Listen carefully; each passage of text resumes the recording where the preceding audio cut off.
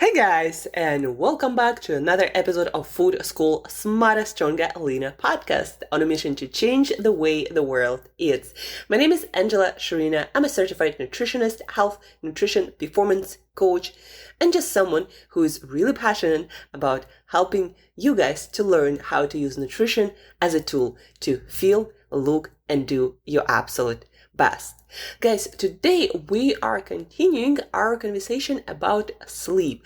Yesterday we talked about zinc sleep connection and why it is so freaking important, so crucial, so essential to get enough zinc if you are interested in optimizing your sleep and getting the best quality sleep and ultimately to have the best life experience and perform your best and feel and look your best. Sleep is crucial for everything. Sleep is a foundation of life lived well. So re-listen to this episode about zinc, why it's important, where to get it, what's enough. Today, briefly, we'll discuss one crucial element of bedtime routine, of light bedtime routine that is essential to fall asleep fast and stay asleep deeply for as long as your body, your brain need to recover.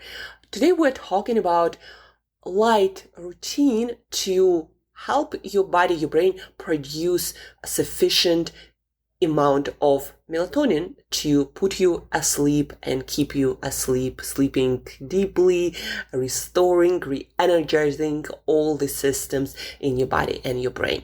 Guys, exposure to bright light, not just to screens and blue light on your phone, your laptop, your desktop, your TV, exposure to bright light, any brightly lit room environment will suppress your melatonin production. Did you know that? Because exposing yourself, being in a brightly lit environment before going to sleep, it's killing your melatonin every single time.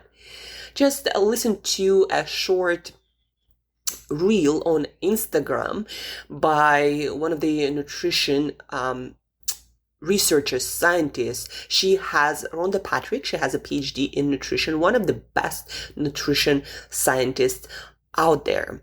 And she recently gave birth to a kid, and now she often tweets or makes videos about children, their health, their nutrition, and she's doing all the research she can possibly do to make sure that her kids have the best chance to be the best version of themselves. So recently she made this video that I watched about how exposure to light, to bright light, one hour before bed suppresses 98% of melatonin production in children.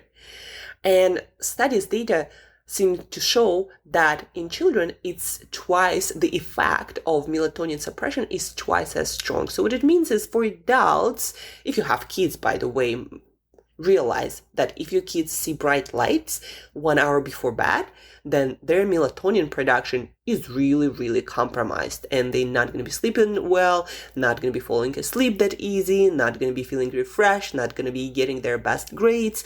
So just understand this. But for adults, it seems that the effect is not as strong, but it's about maybe 50% of melatonin suppression. So if you have troubles falling asleep, I certainly do when I expose myself to bright light. If I go out and do grocery shopping, our supermarket is super brightly lit. Or if I go to an event that most of the time is brightly lit, or I watch big screen TV, it's a lot of bright light right into your eyes. I will need about an hour, sometimes even more, to fall asleep, even though usually I fall asleep almost instantly. As soon as my head hits the pillow, I'm asleep. And the reason being is melatonin production is suppressed when we are in a brightly lit environment. What is a brightly lit environment? So again, something like a supermarket is definitely it. But then also, you can actually download an app. There are a lot of them actually for your phone, a free app that's called something like light meter, because again, there are a lot of them, but they all have kind of similar names. Light meter, it measures the intensity of light in your environment. So if you download it and you start it, it usually instantly starts showing you the amount of light approximately in your environment. So data shows that your environment should be 40 lux. Lux is the measure of light intensity. 40 lux or less, that's the kind of light that is okay for melatonin and doesn't seem to have that melatonin-killing effect. I used it yesterday. I downloaded a new one. I deleted it for some time. And I haven't actually measured light intensity at night in my room before, after I came to Mexico. So I measured it yesterday, and it was 34 lux.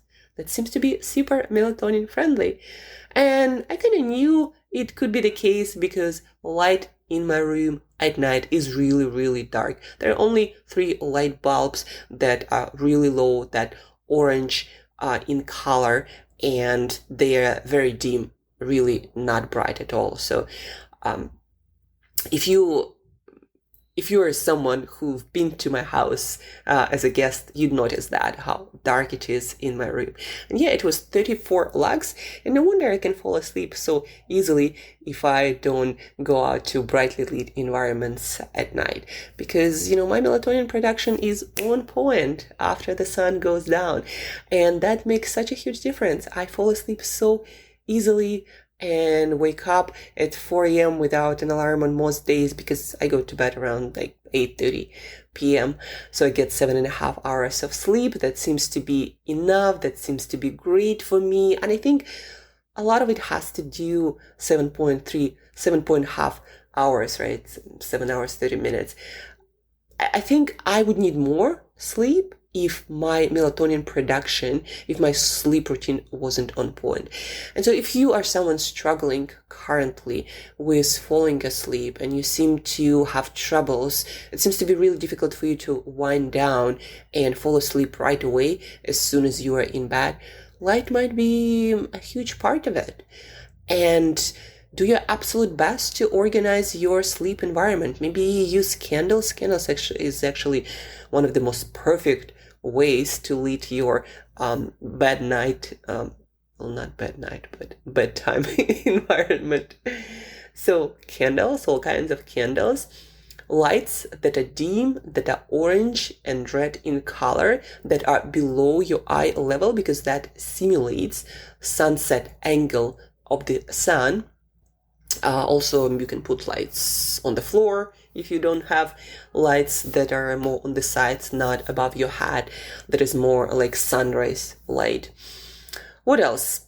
For your screens, you need to have that set on, night shift, or sometimes it has some other name. That means that your phone gonna go automatically switch to redder and more orange spectrum at night. Then there is an app, free app for your desktop and your laptop, f.lux. So just Google f.lux, very popular app. And that also will set up the change in colors and intensity of light on your screens. For your TV, there is on some TVs, maybe there is such setting at the moment that switches it to night mode. If you don't have one, then probably getting some orange or red glasses would be a great solution if you need to watch TV late at night. I don't personally watch any TV at night, so it's not an issue for me. And that's about it, guys. Again, having troubles falling asleep, you're in bed and you seem to be turning and tossing and your mind is still on. Again, light might be an issue because melatonin production is compromised. So design your light environment in your place at least an hour before bed. I usually just dim all the lights right after sunset, like we would do in nature. Design your light environment, do it for a week and see how you do. More often than not, the effect is immediate and profound. And if you know friends who have troubles falling asleep, also let them know that light might be a huge issue, and that may be the exact reason why they can't fall asleep. And that's it, guys. Share. Let's help each other to live in a better melatonin-friendly, sleep-friendly world. And let's help each other feel, look, and do our absolute best. So share this episode with your friends, with your family, listen to this episode, give advice based on the data that you heard here. And guys, thank you for tuning in. Thank you for listening. If you have questions, reach out. And till next time, eat better daily.